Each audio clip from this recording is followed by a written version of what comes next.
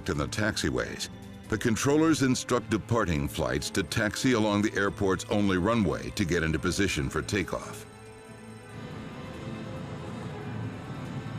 One of the planes waiting to get to Las Palmas is Pan Am Flight 1736.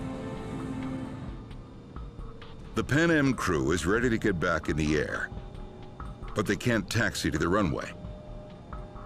A KLM 747 has stopped in front of them to refuel. Januari, KLM 4805, you finished refueling, requesting clearance for startup. He said, follow KLM down a runway, backtrack, make an exit. First Officer Bragg is unfamiliar with the airport. He checks a runway diagram to help find their turn.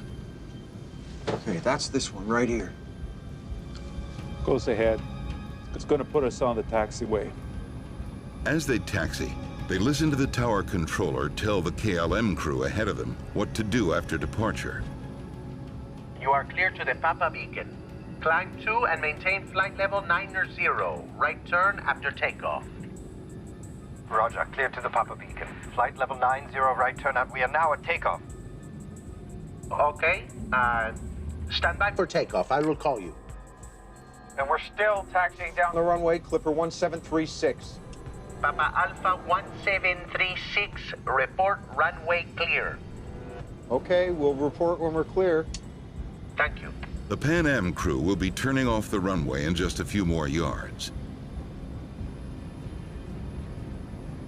But now something's wrong. First Officer Bragg can see a plane through the fog. I think he's moving. Look at him. That idiot's coming. Get off.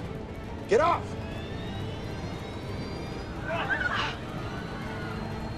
Captain Grubbs tries to steer clear of the oncoming KLM.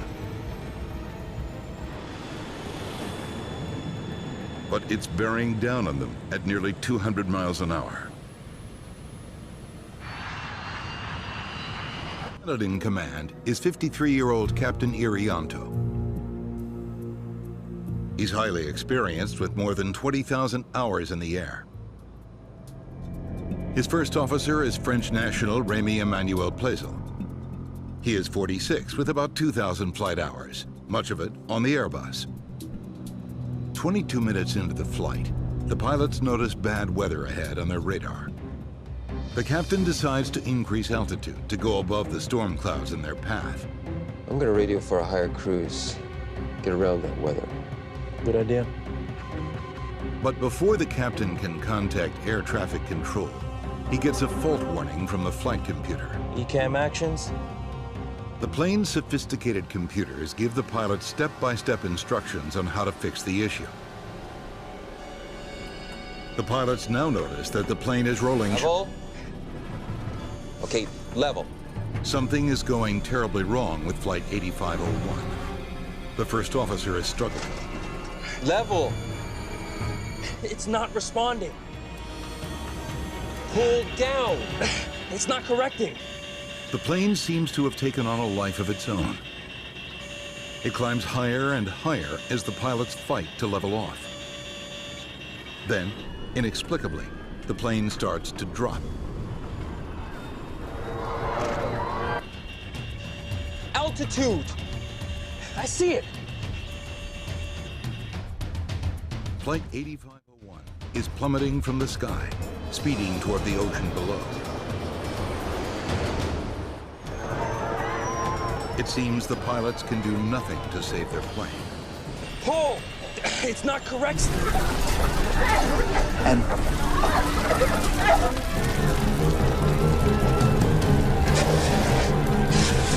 so things are rapidly. In the cabin, it's becoming almost impossible to breathe.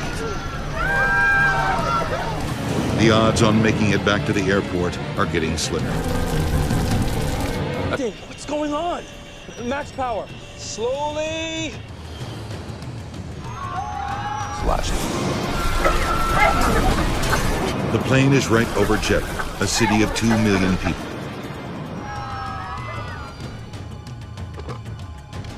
43 minutes into what should have been a normal 2-hour flight,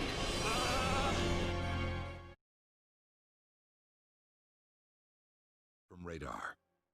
Pull! I'm trying! Pull! It's not connecting!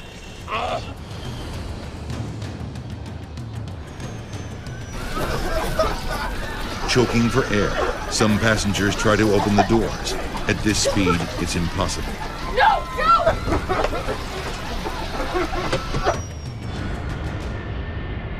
Of the 162 passengers and crew, there are no survivors.